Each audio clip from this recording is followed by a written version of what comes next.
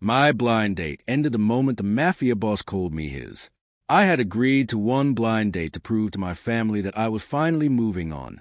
The restaurant was warm, the music was soft, and for the first time in years, my future didn't feel haunted by the past. Then every conversation stopped. A black convoy arrived outside, armed men flooded the entrance, and the city's most feared Mafia boss walked straight toward my table. Without asking permission, he took my hand, looked my stunned date in the eyes, and calmly said, "She belongs with me." In that instant, my ordinary evening became the beginning of a war I never knew I was born into. The city knew him by many names. Some called him the Ghost King because no one ever saw him arrive before everything changed. Others called him the Devil of Manhattan, the billionaire whose legitimate businesses towered above the skyline while an invisible criminal empire stretched beneath it. Newspapers described him as a ruthless entrepreneur. Politicians called him a generous donor. Rival syndicates whispered his real name only behind locked doors. Lorenzo De Luca. At 34, he controlled shipping ports, luxury hotels, private security firms, investment groups, and enough influence to make judges hesitate before signing warrants. He never raised his voice unless someone had already made the mistake of underestimating him. He trusted strategy more than bullets, silence more than threats, and loyalty more than blood. People feared Lorenzo because he never needed to remind anyone of his power. His actions always spoke first. Across the city, far away from penthouses guarded by armed men and meetings where fortunes changed with a handshake, Emma Carter lived a life that couldn't have been more different. She rented a modest apartment above a neighborhood bookstore where the elevator worked only when it wanted to. Every weekday, she traveled across Manhattan to work as an event coordinator for a luxury hotel. She organized weddings, corporate galas, and charity dinners that celebrated lives far wealthier than her own. She smiled for clients, solved impossible problems, and quietly returned home every evening to a world that belonged only to her. There had been a time when Emma believed life followed careful plans. College, a promising career, marriage, children. Instead, life had given her heartbreak. 2 years earlier, the man she intended to marry disappeared without explanation only weeks before their wedding. No goodbye, no phone call, no message. Friends assumed he had panicked. Her relatives whispered that perhaps she wasn't enough. Eventually, everyone stopped asking questions except Emma herself. She never found an answer. The betrayal left invisible scars that no one else noticed. Since then, she had buried herself in wait, convincing herself she no longer needed love if she could stay busy enough to avoid thinking about it. Her younger sister, Lily, refused to let that become permanent. For months, Lily insisted Emma deserved another chance. She created dating profiles that Emma never opened, introduced co-workers who were painfully awkward, and repeatedly reminded her that one terrible man didn't represent the entire world. Emma rejected every attempt, until finally, exhausted by Lily's determination, she agreed to one condition, one blind date, nothing more. If it went badly, Lily promised never to bring the subject up again. The date was arranged for Friday evening at Bellissimo, one of Manhattan's most elegant Italian restaurants. Candlelight reflected across polished marble floors while a pianist played softly in the background. It wasn't the kind of place Emma could normally afford, but Lily assured her the man had already made reservations. His name was Daniel Brooks, 32, an architect, never married, polite, successful. According to Lily, he was exactly the kind of calm, dependable man Emma needed after everything she'd been through. Emma wasn't searching for romance. She simply wanted proof that her heart hadn't become permanently closed. Friday arrived faster than expected. After finishing work, Emma returned home, changed into a navy blue dress she hadn't worn in nearly a year, and spent several minutes staring at herself in the mirror. She looked different, not because of the dress, because hope felt unfamiliar. She almost canceled 3 separate times before leaving her apartment. At exactly 7 o'clock, she walked into Bellissimo. Daniel was already waiting. He stood politely as she approached, offering a warm smile that immediately eased some of her anxiety. He wasn't movie star handsome, but he looked kind. His handshake was confident without being overwhelming. For the first 20 minutes, everything felt surprisingly normal. Daniel listened more than he talked. He asked thoughtful questions instead of rehearsed compliments. He laughed easily. Emma caught herself smiling without forcing it. Maybe Lily had been right. Maybe moving forward didn't mean forgetting the past.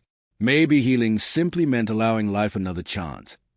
Outside the restaurant, however, another story was unfolding. 3 black armored SUVs rolled silently onto the street.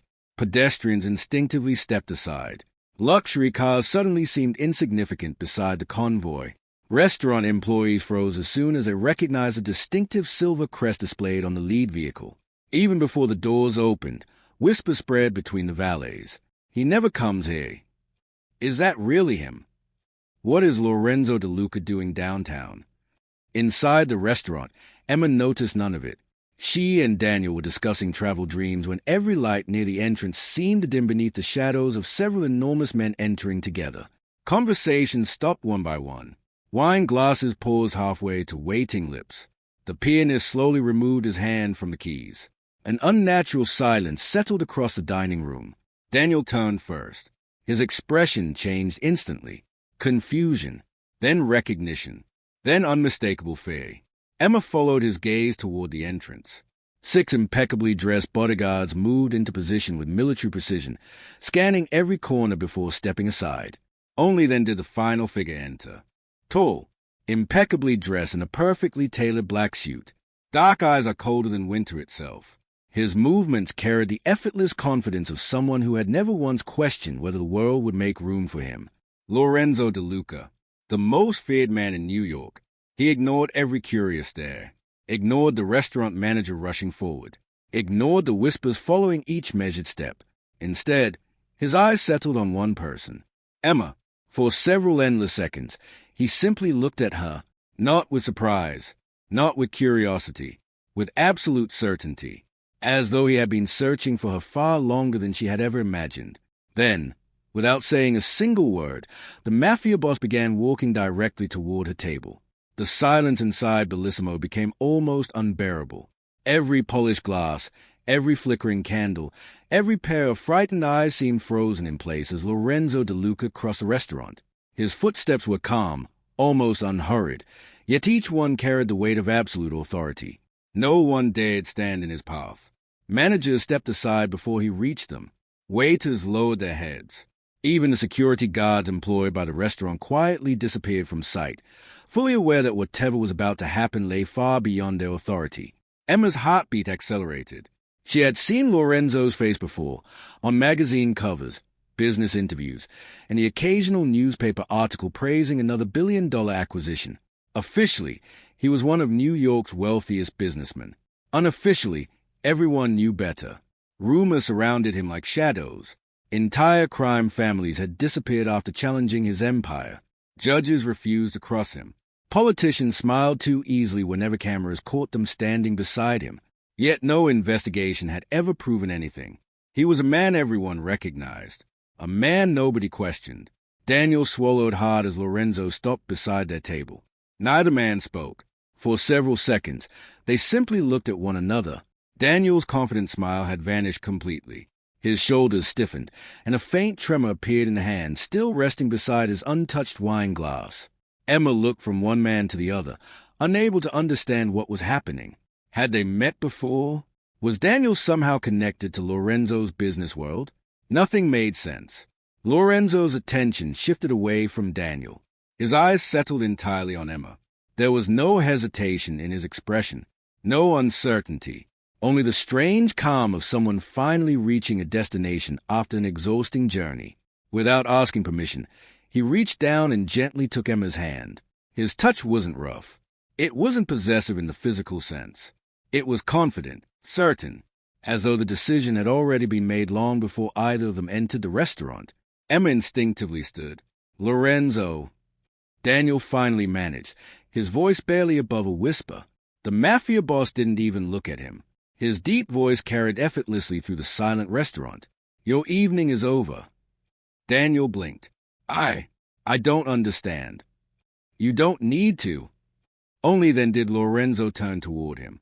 There was no anger in his eyes. That made him infinitely more intimidating. You accepted a reservation that never belonged to you. Daniel stayed, confused. Lorenzo continued calmly. The woman sitting across from you has been under my protection for years. Emma's eyes widened. Protection?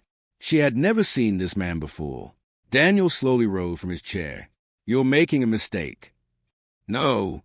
Lorenzo's answer came immediately. "You did." The room remained silent. Nobody reached for a phone. Nobody dared interrupt. Everyone understood that history was unfolding in front of them. Daniel glanced toward the restaurant manager, silently asking for help. The manager looked away. He wasn't willing to interfere. Not tonight. Emma finally found her voice. "I think you've mistaken me for someone else." For the first time, Lorenzo looked directly into her eyes. Something changed in his expression. The coldness remained, but beneath it lived something unexpected. Relief. "You still don't remember." It wasn't a question. It sounded almost like a private realization. Emma frowned. "Remember what?" Instead of answering, Lorenzo reached into the inside pocket of his jacket. Several bodyguards instantly became alert. Daniel instinctively stepped backward. But Lorenzo wasn't reaching for a weapon. He removed a small silver pendant attached to a delicate chain. Time seemed to stop. Emma's breathing caught. The pendant looked almost identical to one she had lost as a child. A tiny silver compass engraved with an unusual rose design. Her father had given it to her shortly before he died in a mysterious warehouse fire nearly 20 years earlier. She had cried for weeks after losing it. No one had ever found it. Yet the pendant resting in Lorenzo's hand was unmistakable. Every scratch, every tiny engraving, every detail matched perfectly. "How?" Emma whispered. Lorenzo carefully placed the pendant into her trembling hand. "You dropped it 12 years ago." Her mind raced. 12 years? She had been 16. A flood of fragmented memories stirred somewhere deep inside her. Rain. A crowded subway station. Someone chasing her. A tall teenage boy pulling her behind a concrete pillar. Then, nothing. The memory dissolved before she could grasp it. She looked up. "Who are you?" Lorenzo's expression remained unreadable. The wrong question. Emma stared at him. "The question you should ask is why someone erased at night from your memory." The word sent chills down her spine. Daniel looked increasingly uncomfortable. "This is insane." Lorenzo ignored him completely. Instead, he quietly asked Emma a question that made the color drain from her face. "Do you still wake up every November after dreaming about smoke?" Emma froze. No one knew that. Not Lily. Not her closest friends. Not even her therapist. Every November she experienced the same nightmare. Smoke. Sirens. Running footsteps. Someone shouting her name. She always woke before seeing the person's face. She had assumed grief distorted old memories. How could this stranger know? Terror slowly replaced confusion. "Who told you that?" "I was there." Emma felt the room spinning. Impossible. She remembered attending her father's funeral. She remembered relatives saying the warehouse collapsed before anyone could save him. She remembered years of unanswered questions, but she had never remembered another survivor. Lorenzo studied her carefully. "The night your father died." He paused. "He saved 2 children." Emma's heartbeat echoed painfully inside her chest. "I was one of them." Before she could respond, one of Lorenzo's bodyguards hurried toward him. His usually composed face had turned deadly serious.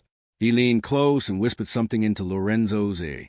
For the first time since entering the restaurant, Lorenzo's expression darkened. Not with anger, with urgency. He slowly turned toward the restaurant windows. Outside, across the street, a black motorcycle had just stopped beneath the glow of a street lamp. The rider never removed his helmet. Instead, he simply raised a camera fitted with a long-range lens, pointed it directly toward Emma, and pressed a shutter. The camera flash lasted less than a second. Most people inside Bellissimo never noticed it. Lorenzo did. His expression hardened instantly. Years of surviving assassination attempts, betrayals, and carefully orchestrated ambushes had trained him to recognize danger long before ordinary people realized it existed. He didn't need confirmation. One glance toward the street was enough. The man on the motorcycle wasn't a photographer. He was sending proof. Lorenzo quietly released Emma's hand. Without raising his voice, he spoke a single word. "Down!" Emma hesitated. Before she could ask what he meant, Lorenzo's bodyguards moved with astonishing speed. One pulled the restaurant curtain shut. Another overturned a nearby dining table to create cover. Two more rushed toward the entrance while guests screamed and dubbed beneath their tables, panic spreading through the restaurant like wildfire. Daniel stood frozen. What is happening? No one answered him. Outside, the motorcycle accelerated away before the guards reached the door. Within seconds, it disappeared into the evening traffic. One bodyguard spoke urgently into his earpiece before returning. He escaped. Lorenzo didn't appear surprised. He was never supposed to stay. Emma's breathing became uneven. Just minutes earlier, she had been discussing vacation destinations over dinner. Now frightened diners were hiding beneath tables while heavily armed men secured every entrance. None of it felt real. She looked directly at Lorenzo. Tell me what's going on. He met her eyes. The moment that photograph was taken, every major crime family in this city learned exactly where you are. Emma stared at him. Why would anyone care about me? Lorenzo remained silent for several moments. It wasn't because he didn't know the answer.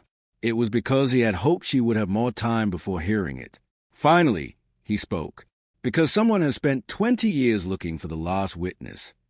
The words settled heavily between them. Witness to what? Instead of answering immediately, Lorenzo nodded toward one of his men. The bodyguard produced a secure tablet and placed it on the table. A surveillance image appeared. An old warehouse. Smoke. Emergency vehicles. The date displayed in the corner made Emma's pulse quicken. November 14th. 20 years earlier. The night her father died. Lorenzo pointed toward the grainy image. Your father wasn't trapped inside. Emma frowned. What? He went back in. Her entire body stiffened. That's impossible. It's exactly what happened. The footage switched to another camera angle. Though blurry, two small children could be seen running from the burning building. One was a young girl. The other appeared to be a teenage boy pulling her forward. Behind them, a man disappeared back into the flames. Emma couldn't breathe. She recognized the little girl. The blue jacket. The white ribbon in her hair. It was her. The boy beside her. His face remained hidden beneath smoke. Lorenzo quietly continued. Your father saved us. Emma's hands began trembling. He carried you outside. She couldn't speak. Then he went back because he believed another worker was still alive. Her eyes filled with tears. He never came out again. The restaurant around them faded into silence. Everything she believed about her father's death suddenly felt incomplete. All these years she had imagined him as a victim of terrible luck. Instead, he had chosen to return, chosen to save someone else, just as he had always taught her. Her throat tightened painfully. You knew him? Lorenzo nodded once. He worked for my father. Emma blinked. Your father? Luca De Luca. The name struck like lightning. Everyone in New York knew that name. Luca De Luca had once ruled the city's underworld before dying under mysterious circumstances almost 2 decades earlier. Official reports called it a car accident. Rumors claimed betrayal. Emma looked back at Lorenzo. My father worked for your family. He repaired vehicles used by my father's shipping company. Shipping company. The carefully chosen phrase wasn't entirely false. Everyone knew what those shipments had really been. Emma suddenly understood why police records surrounding her father's death had always seemed strangely incomplete. Someone powerful had buried the truth. Daniel finally spoke. This has nothing to do with Emma. Lorenzo looked toward him. It has everything to do with her. Daniel shook his head. She's an event planner. No. Lorenzo's voice remained calm. She believes she's an event planner. Emma's heart pounded. What does that mean? Lorenzo looked almost reluctant. It means your entire life has been built on a lie. Before anyone could react, another bodyguard hurried inside. This time his urgency was unmistakable. Boss! Lorenzo toned. We intercepted their communications. Which family? The Romano Syndicate.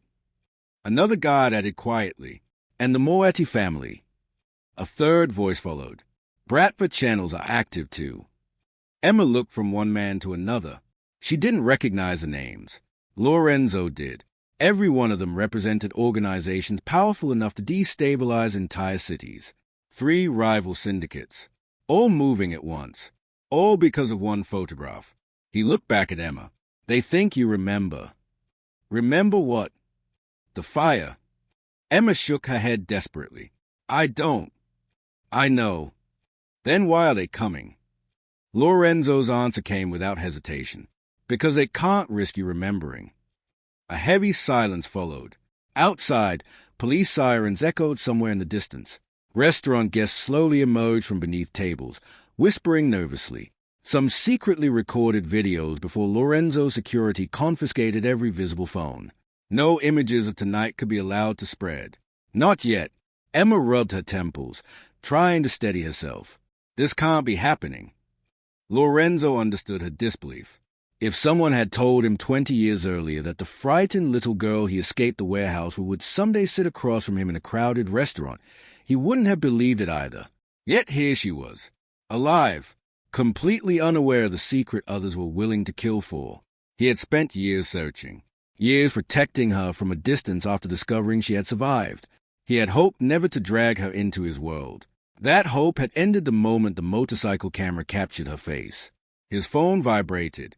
Only 3 people possessed that encrypted number. Lorenzo answered immediately. He listened for several seconds. Then every trace of composure disappeared from his face. Very slowly, he lowered the phone. Enzo, his oldest advisor, looked at him. What happened? Lorenzo's voice became colder than anyone in the room had ever heard. They are already inside her apartment. Emma's eyes widened in horror. My apartment. Lorenzo nodded once. They are not looking for you anymore. He looked directly into her frightened eyes. They are looking for whatever your father hid before he died. Emma felt as though the floor had disappeared beneath her. My father hid something. Her voice sounded distant, almost unfamiliar. Lorenzo nodded. That's what they believed for 20 years. She shook her head immediately. You're wrong. My father never kept secrets from me. Lorenzo didn't argue. He never kept secrets from you because he wanted to. The distinction lingered in the air. Emma searched his face for any sign that this was some elaborate misunderstanding, but she found none.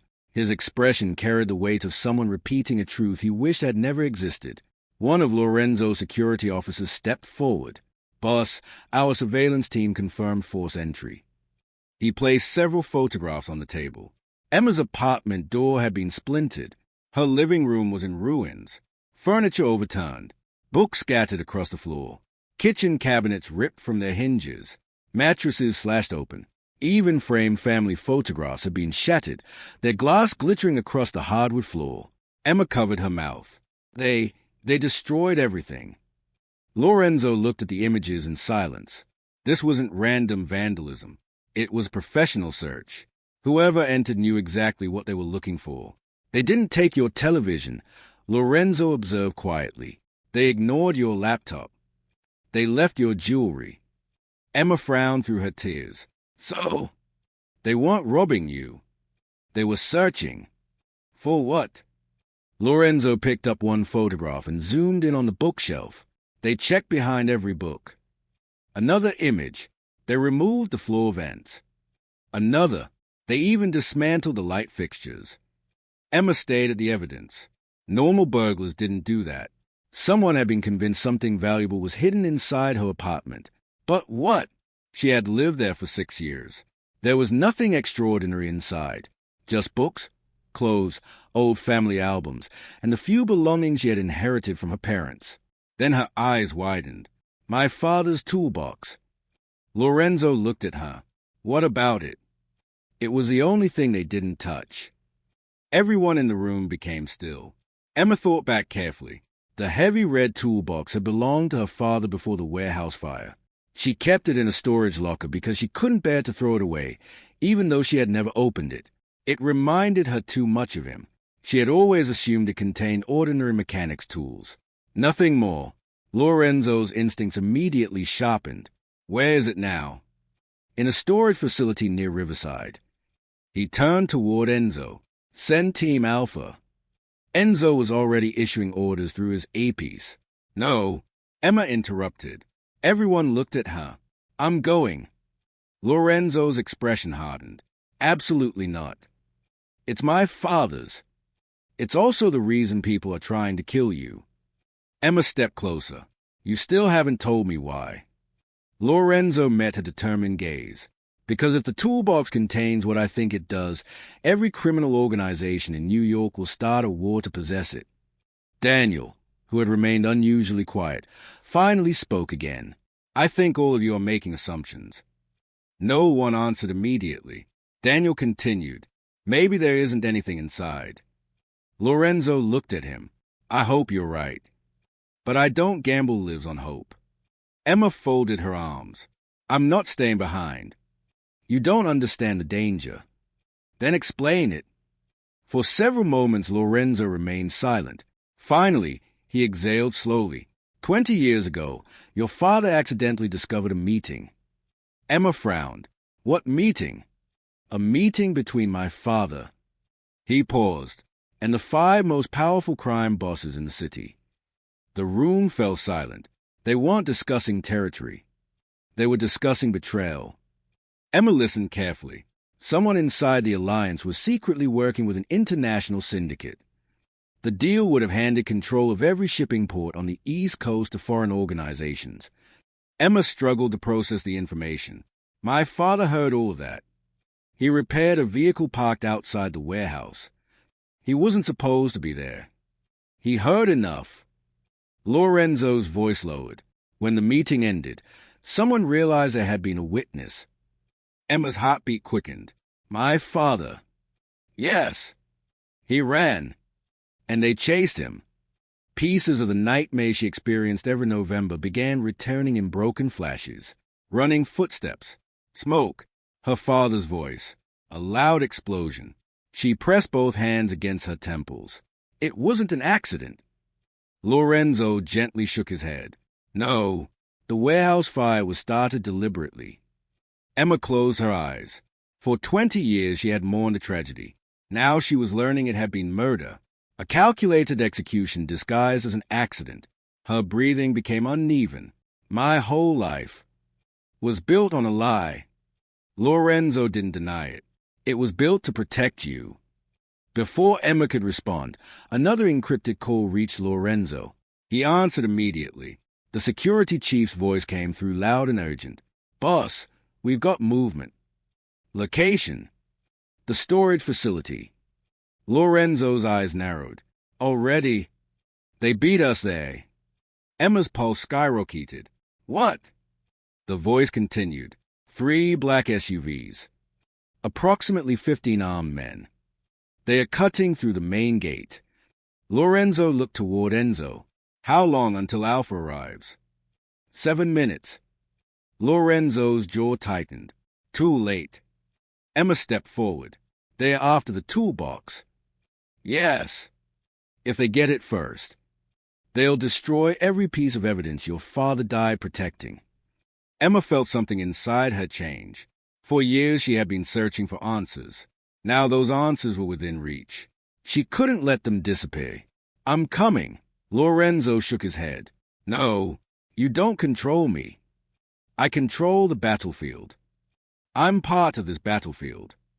Lorenzo stared at her. She wasn't frightened anymore. She was angry. There was a difference. He recognized it because he had once looked exactly the same after losing his own father. Enzo quietly stepped beside him. Boss. Lorenzo didn't answer. If she stays here, Enzo continued softly, they'll come here. If she goes with us, we can protect her. Lorenzo knew Enzo was right. Neither option was safe, but only one gave them a chance to recover the truth before it vanished forever. He looked back at Emma. If you leave this restaurant with me. He spoke each word carefully. Your old life ends tonight. Emma didn't hesitate. It already did. For the first time since entering Bellissimo, Lorenzo gave a small, almost imperceptible nod. Prepare the convoy. Within seconds, his security team moved into action. Bodyguards surrounded every exit. Armored vehicles pulled into position outside. Traffic along the street mysteriously stopped as Lorenzo's men secured the entire block. Emma glanced back at the restaurant one last time. An hour earlier she had walked through those doors hoping for a quiet evening, and perhaps the beginning of a new chapter. Instead, She was leaving beside the most feared mafia boss in New York, driving toward a storage facility where armed men were already searching for a secret her father had died to protect. She had no idea that before sunrise, she would uncover truth powerful enough to ignite a war between every major mafia family in the city.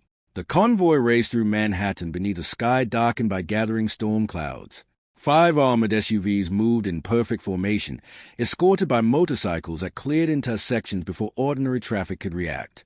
Their route changed every few minutes, confusing anyone attempting to follow them. Lorenzo never used the same pattern twice. Years of surviving ambushes had taught him that predictability was another word for weakness. Emma sat in the rear of the lead vehicle beside Lorenzo. Across from them, Enzo monitored several encrypted tablets displaying live drone footage, traffic cameras, and GPS locations of Lorenzo's security teams. Every screen carried the same destination: Riverside Storage Facility. Emma stared out the window, barely noticing the city passing by. Less than 2 hours ago, she had worried about making conversation with a blind date. Now she was riding beside the city's most feared mafia boss while armed men prepared for what sounded like an inevitable gunfight. Nothing about her life felt recognizable anymore. She finally broke the silence. "Why didn't you tell me sooner?" Lorenzo understood the question immediately. "About my father." His eyes remained fixed on the road ahead. "Because I promised him." Emma looked at him. "My father made you promise." Lorenzo nodded once. "The night of the fire." For several moments, no one spoke. Then Lorenzo quietly continued. "I was 14. Emma blinked in surprise. "So was I. Our fathers attended that meeting for different reasons." He paused. "My father organized it. Yours repaired one of the vehicles." Emma listened carefully. "When the shooting started, your father found us hiding behind a collapsed wall." Fragments of memory flickered through her mind. A strong hand pulling her close. Someone covering her ears as explosions echoed around them. A familiar voice telling her not to look back. They knew children were inside. Emma whispered. Lorenzo's expression darkened. They didn't care. The words settled heavily inside the vehicle. Emma realized the warehouse fire hadn't simply been an act of revenge. It had been an execution where innocent lives meant nothing. "My father," she began quietly, "saved you." "Yes." "And yours saved me." Emma frowned. "What do you mean?" Lorenzo turned toward her. "My father went back." Her heartbeat quickened. "For your father." Emma stared at him. "They died together." The revelation stole the air from her lungs. For 20 years she had believed her father died alone. Instead, he had chosen to rescue another man, and that man had been Lorenzo's father. She lowered her eyes, overwhelmed by the cool symmetry of fate. "Our fathers protected us." Lorenzo nodded. "And we've been paying for their choices ever since." Enzo's tablet suddenly emitted a sharp alert. "Boss!" Everyone's attention shifted. A drone camera overlooking Riverside Storage transmitted live footage. 3 black SUVs were already parked outside the warehouse district. Masked men carrying assault rifles spread across the property with disciplined precision. "They're professionals," Enzo observed, "not street soldiers." Lorenzo studied the images. "They're Moetti." Positive identification. "Look at the tattoos." The drone zoomed closer. Small raven symbols decorated the inside of several gunmen's wrists. Emma noticed none of the details. She only saw armed strangers moving toward the building containing her father's toolbox. "They're going to find it." Lorenzo remained calm. "Not if we're faster." Enzo frowned. "They're already inside." Lorenzo smiled faintly. "So are we." Emma looked confused. "What?" Lorenzo pointed toward another monitor. 2 maintenance workers pushed cleaning carts through a side entrance. At first glance they appeared ordinary. Then one subtly adjusted an earpiece hidden beneath his cap. "Our people." Lorenzo nodded. "They entered 15 minutes ago." Emma slowly realized that every move Lorenzo made had layers beneath it. While everyone watched the armored convoy, another team had quietly infiltrated the building from a completely different direction. No wonder rival bosses feared him. He fought wars long before anyone realized battles had begun. The convoy slowed several blocks away. Lorenzo turned toward Emma. "You stay inside the vehicle." She immediately shook her head. "No, this isn't a discussion. It is if they are searching for my father's belongings." Lorenzo's patience thinned. "If bullets start flying, I won't be standing in the middle of them." "Emma, my father died protecting the truth." Her voice remained steady despite the fear in her eyes. "I'm not hiding while someone destroys the last thing he left behind." For several long seconds, Lorenzo simply watched her. Another overturned a nearby dining table to create cover. Two more rushed toward the entrance while guests screamed and dubbed beneath their tables, panic spreading through the restaurant like wildfire. Daniel stood frozen. "What is happening?" No one answered him. Outside, the motorcycle accelerated away before the guards reached the door. Within seconds, it disappeared into the evening traffic. One bodyguard spoke urgently into his earpiece before returning. He escaped. Lorenzo didn't appear surprised. He was never supposed to stay. Emma's breathing became uneven. Just minutes earlier, she had been discussing vacation destinations over dinner. Now frightened diners were hiding beneath tables while heavily armed men secured every entrance. None of it felt real. She looked directly at Lorenzo. "Tell me what's going on." He met her eyes. The moment that photograph was taken, every major crime family in this city learned exactly where you are.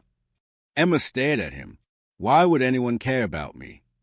Lorenzo remained silent for several moments. It wasn't because he didn't know the answer. It was because he had hoped she would have more time before hearing it. Finally, he spoke. "Because someone has spent 20 years looking for the last witness." The words settled heavily between them. Witness to what? Instead of answering immediately, Lorenzo nodded toward one of his men. The bodyguard produced a secure tablet and placed it on the table. A surveillance image appeared. An old warehouse. Smoke. Emergency vehicles. The date displayed in the corner made Emma's pulse quicken. November 14th. 20 years earlier. The night her father died. Lorenzo pointed toward the grainy image. "Your father wasn't trapped inside." Emma frowned. "What?" He went back in.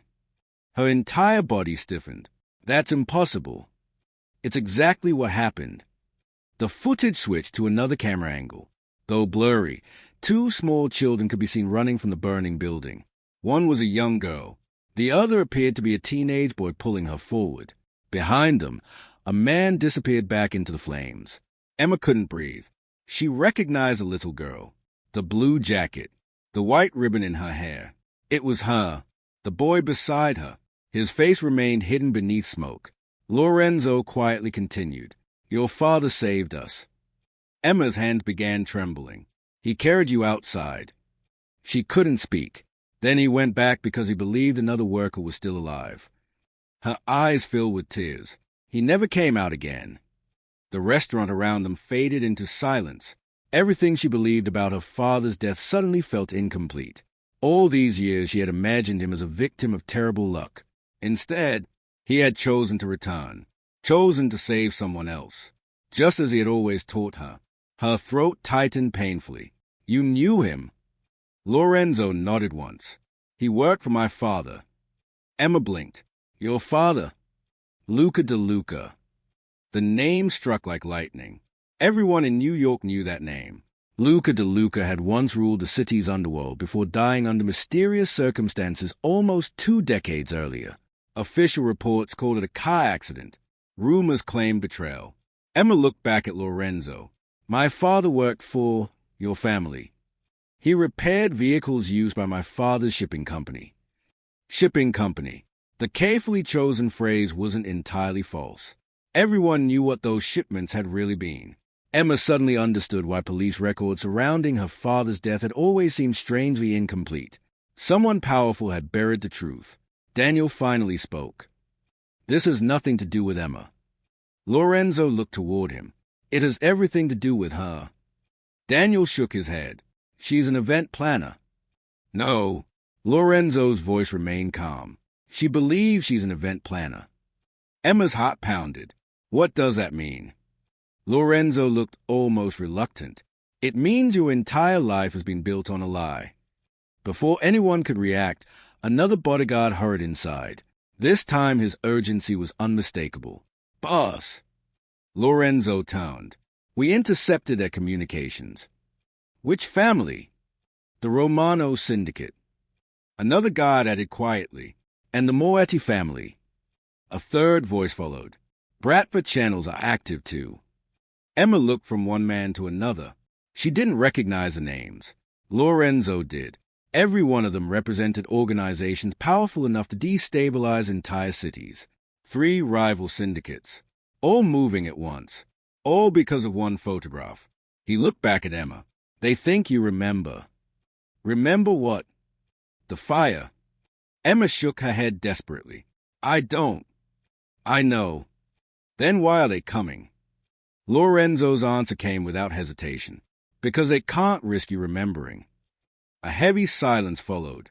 Outside, police sirens echoed somewhere in the distance. Restaurant guests slowly emerged from beneath tables, whispering nervously. Some secretly recorded videos before Lorenzo's security confiscated every visible phone. No images of tonight could be allowed to spread. Not yet. Emma rubbed her temples, trying to steady herself. This can't be happening. Lorenzo understood her disbelief. If someone had told him 20 years earlier that the frightened little girl he escaped the warehouse would someday sit across from him in a crowded restaurant, he wouldn't have believed it either. Yet here she was, alive, completely unaware of the secret others were willing to kill for. He had spent years searching, years protecting her from a distance after discovering she had survived. He had hoped never to drag her into his world. That hope had ended the moment the motorcycle camera captured her face. His phone vibrated. Only 3 people possessed that encrypted number. Lorenzo answered immediately. He listened for several seconds. Then every trace of composure disappeared from his face. Very slowly, he lowered the phone. Enzo, his oldest advisor, looked at him. "What happened?"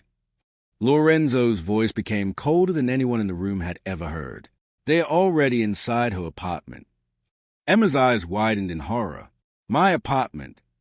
Lorenzo nodded once. "They're not looking for you anymore." Emma stared at him. "My father wanted to expose every one of you." "Yes." Silence spread through the street. Even Isabella allowed the truth to settle. Emma slowly stepped backward. She looked at Lorenzo differently now, not as a mysterious man protecting her, but as the heir to one of the organizations her father had tried to destroy. "You knew." Lorenzo shook his head. "Not then. But you know now." "Yes." "And you still lead them." His eyes lowered briefly. "I changed what I inherited." Emma laughed bitterly through tears. "You expect me to believe that?" "I don't expect anything." For the first time since they met, the invisible wall around Lorenzo cracked. "I've spent 15 years dismantling the empire my father built." Emma searched his face. "You've lied to me from the beginning." "I protected you." "You decided for me." "I kept you alive." She stepped farther away. "You brought me into this." "I kept you out of it for 20 years." "And now?" Lorenzo looked directly at her. "Now I can't." The confession carried no pride, only regret. Emma felt her trust collapsing beneath the weight of everything she had learned. The man who had saved her tonight also represented the world that had stolen her childhood. She didn't know what to believe in anymore. Isabella quietly observed every emotion crossing Emma's face. Exactly as she had planned. Division was always more effective than violence. She slowly smiled again. Then she reached into her coat. Every weapon on the street immediately aimed at her. She ignored them. Instead of a gun, she removed a faded photograph sealed inside a transparent evidence sleeve. She held it high enough for Emma to see. Emma froze.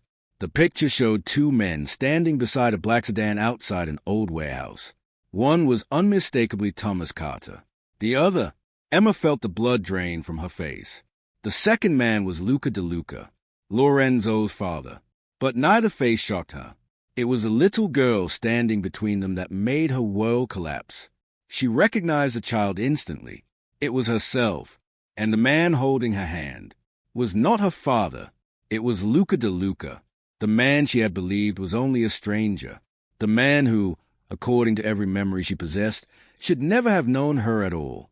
The photograph trembled in Emma's hands. Rain soaked its edges, but the image remained painfully clear. She looked no older than 6. Thomas Carter stood on one side, smiling warmly. Luca De Luca stood on the other, his hand resting protectively on her shoulder. Behind them, the same warehouse from the journal photographs towered in the background.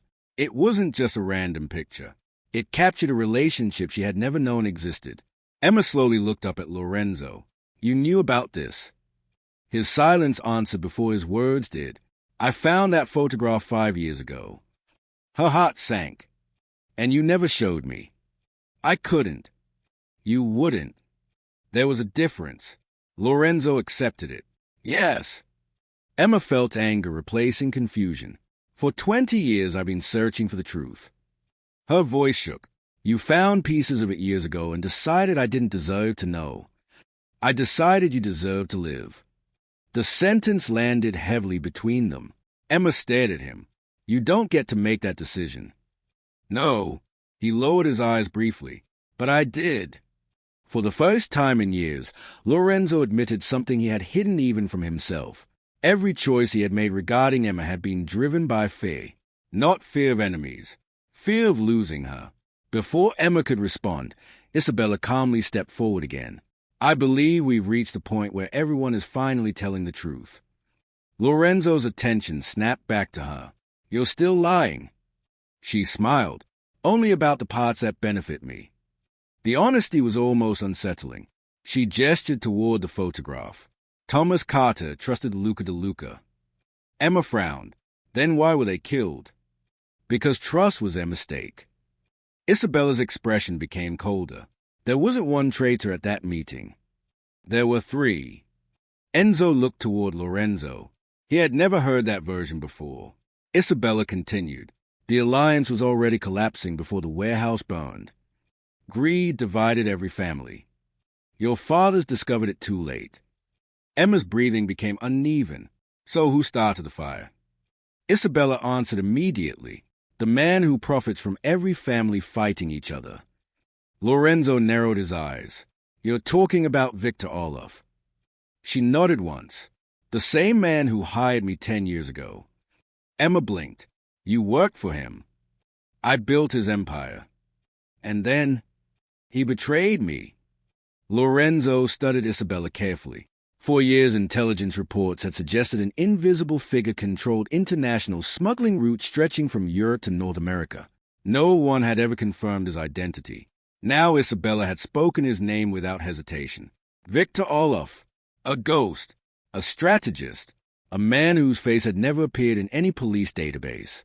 If he truly orchestrated the warehouse massacre, then every Mafia family had been manipulated for 2 decades. Suddenly, the endless violence made sense. Each syndicate believed another family had committed the betrayal.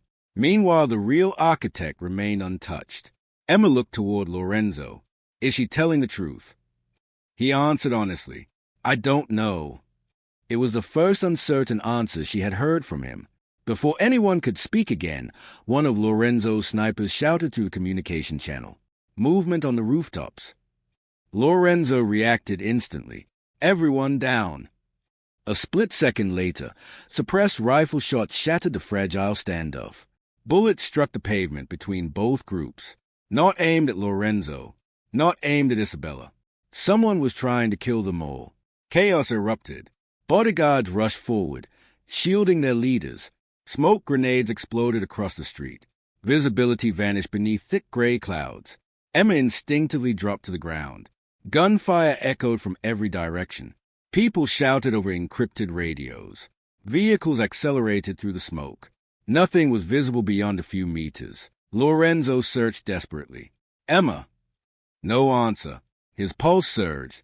He forced his way through the smoke, ignoring bullets striking nearby vehicles. Emma! Meanwhile, Emma struggled to breathe. The smoke burned her eyes. She crawled toward what she believed was cover, but another explosion threw her against a parked truck. Her ears rang violently. Everything became muffled. A shadow appeared through the smoke. She couldn't identify the figure. A gloved hand grabbed her wrist. Emma fought instinctively. The stranger tightened his grip. Don't struggle. The voice was male. Calm. Completely unfamiliar. Before she could scream, another figure emerged. Lorenzo. He tackled the masked man with overwhelming force. Both crashed against the wet pavement. The attacker reached for a concealed pistol. Lorenzo caught his wrist just before the trigger was pulled. The gun fired harmlessly into the air. The masked assassin drove a knife toward Lorenzo's ribs. Lorenzo twisted sideways. The blade tore through his shoulder instead. Blood stained his black suit almost instantly. Emma cried out. Lorenzo! Ignoring the injury, Lorenzo struck the assassin across the face. The mask slipped. Everyone nearby froze. Even Isabella stopped moving. The attacker's face became visible. Emma felt as though the world had stopped turning. She knew him, not from the present, from her nightmares. The scar across his cheek, the pale gray eyes, the expressionless face. He was a man she had seen in every dream since childhood. The man running through smoke. The man shouting as flame consumed the warehouse. The man who had haunted her subconscious for 20 years. The assassin looked directly at Emma. Recognition flashed across his face. So, he whispered, you finally remember me. Emma's head throbbed as forgotten memories crashed back all at once. The warehouse, her father, Luca De Luca, gunshots, the scarred man. She remembered everything. And with those memories came one horrifying realization. She hadn't merely witnessed the warehouse fire. She had witnessed the identity of the man who ordered it. The assassin smiled coldly. You should have stayed forgotten. He pressed a hidden switch inside his sleeve. A violent explosion ripped through the far side of the warehouse. The blast sent burning debris into the sky. As Lorenzo reached for Emma, another shockwave threw them apart. When the smoke finally began to clear, Emma was gone. For several seconds after the explosion, Lorenzo heard nothing except the ringing in his ears. The world around him seemed suspended in silence. Then reality returned all at once. Sirens, crackling flames, shouting bodyguards, the smell of burning fuel. He forced himself to his feet despite the deep knife wound in his shoulder. Blood soaked through his jacket, but he ignored the pain completely. His eyes searched the smoke. Emma. No answer. He stumbled forward. Emma. Still nothing. Enzo reached him first. Boss, you're bleeding. I don't care. We need to move. I said I don't care. It was the first time anyone on Lorenzo's team had heard genuine panic in his voice. The man feared by governments and crime syndicates wasn't thinking like a mafia boss anymore. He was thinking like a man who had just lost the only person he had spent 20 years trying to protect. Security teams spread across the warehouse district. Every vehicle was searched. Every nearby building was cleared. Drone operators launched thermal cameras into the night sky. Nothing. Emma had disappeared without leaving a trace. One of Lorenzo's commanders approached carefully. We found 3 bodies. Emma. No. The assassin escaped. Lorenzo closed his eyes for a brief moment. He had failed. Not in business. Not in war. In the one promise he had silently carried since he was 14 years old. He remembered Thomas Carter's final words inside the burning warehouse. Take care of her. He had repeated those words to himself for 2 decades. Now she was gone. Enzo stepped beside him. Boss! Lorenzo remained silent. We recovered the journal. He slowly looked up, and we've translated every coded page. Lorenzo frowned. Coded? Enzo nodded. The first half looks like ordinary diary entries. The second half contains encrypted coordinates. Lorenzo took the journal. For the first time since recovering it, he examined the final pages carefully. Numbers, letters, mechanical sketches, then one sentence written in red ink. The vault opens only if both witnesses survive. Lorenzo's heartbeat slowed. Both witnesses. Enzo looked confused. We thought Emma was the last witness. So did everyone else. Lorenzo stared at the page. But Thomas never wrote last witness. He wrote both. That changed everything. If Emma was one witness, who was the second?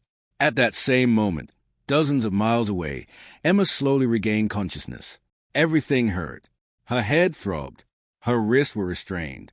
She opened her eyes to complete darkness before a dim light flickered on somewhere above. She wasn't inside a warehouse anymore.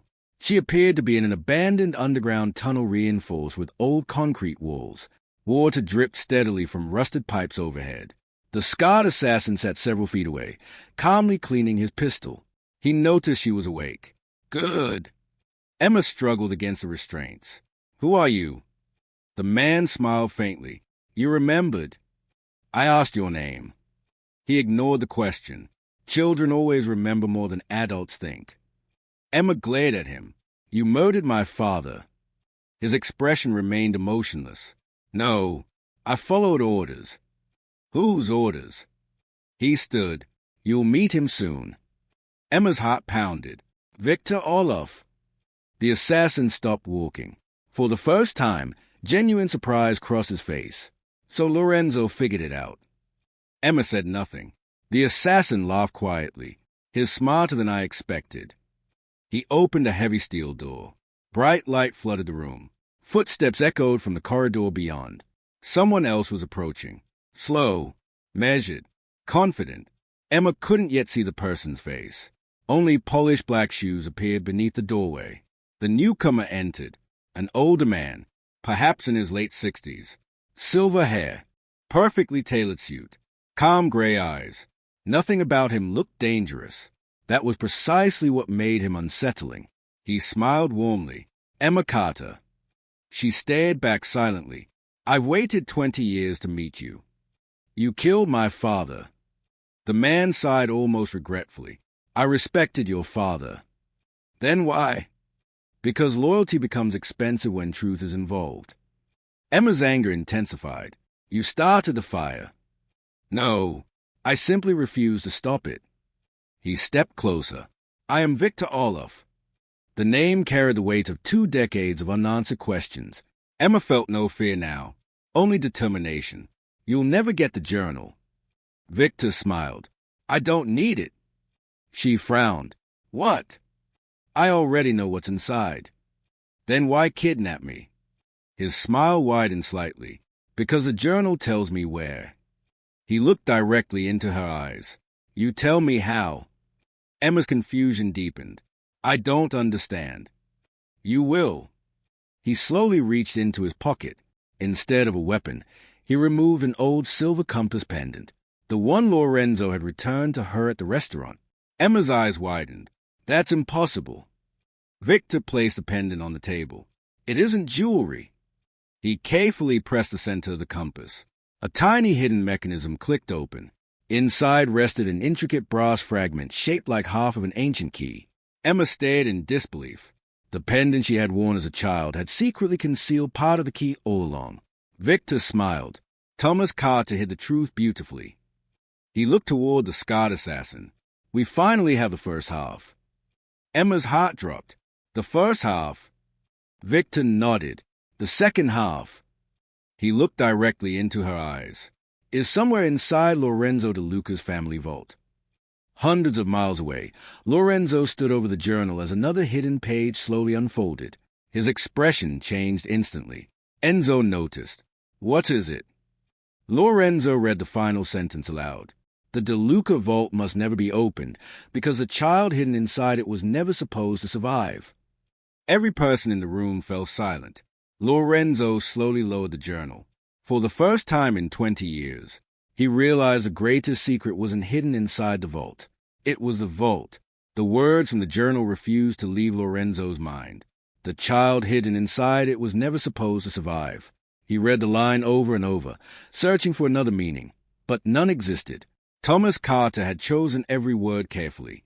If the journal was accurate, someone had hidden a child inside the De Luca vault 20 years earlier, and that child had become the center of a conspiracy powerful enough to reshape the entire criminal underworld. Lorenzo looked at Enzo. When was the vault sealed? Enzo answered immediately. The morning after your father's funeral. And who had access? Only Luca De Luca and Father Mutto. Lorenzo's eyes narrowed. The priest? Enzo nodded. He disappeared the same week. No one had spoken Father Mutto's name in years. Officially, he had left New York on a humanitarian mission. Unofficially, he had simply vanished. Lorenzo closed the journal. We're opening the vault. Enzo hesitated. Boss, your father ordered it to remain sealed forever. My father also kept secrets that have already destroyed enough lives. Within an hour, Lorenzo's convoy arrived beneath the oldest De Luca estate on the outskirts of the city. Hidden below the mansion was a reinforced underground chamber built long before Lorenzo was born. The vault door stood nearly 12 feet high, forged from thick steel and engraved with a De Luca family crest.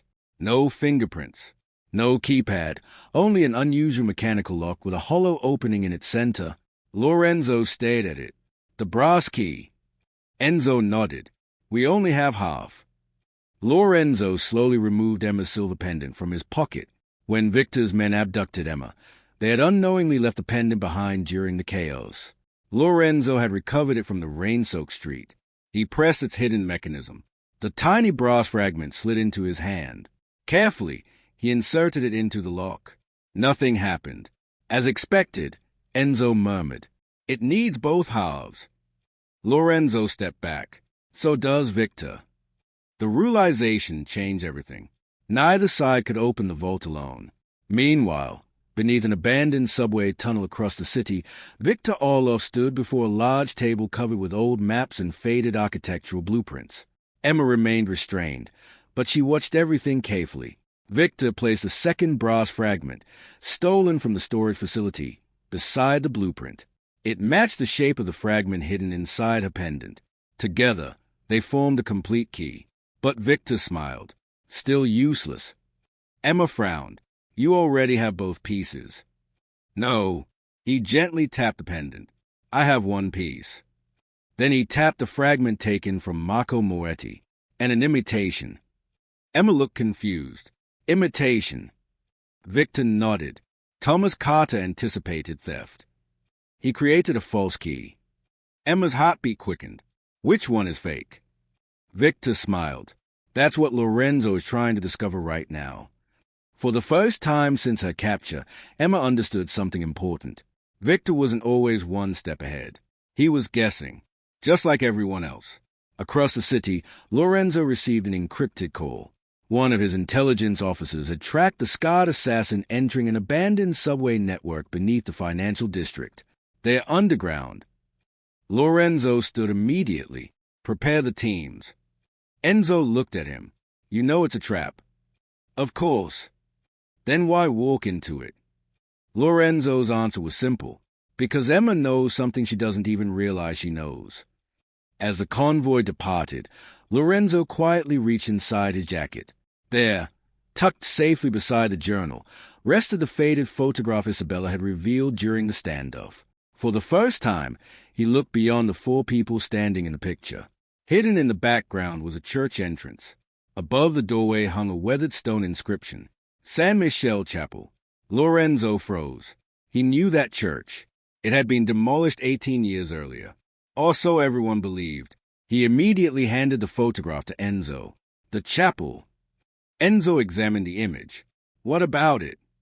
The vault isn't beneath the De Luca estate. Enzo looked up. What? My father never trusted family property. Lorenzo pointed toward the photograph. He hid it beneath the church. Everything suddenly made sense. The De Luca estate vault wasn't the real vault. It had always been a decoy. The true secret had remained hidden beneath a forgotten chapel no one had searched in decades. At the same time, Emma noticed Victor studying the same photograph on another table. He had reached the exact same conclusion. Their eyes met. Neither of them needed to say a word. The race had changed. It was no longer about opening a vault. It was about reaching it first. Victor calmly folded the map. We leave in 5 minutes. Emma secretly glanced toward the loose metal bracket securing her restraints.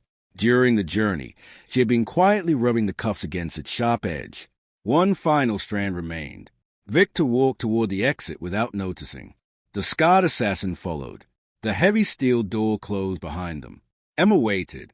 1 second. 2 seconds. 3. Then, the plastic restraint snapped.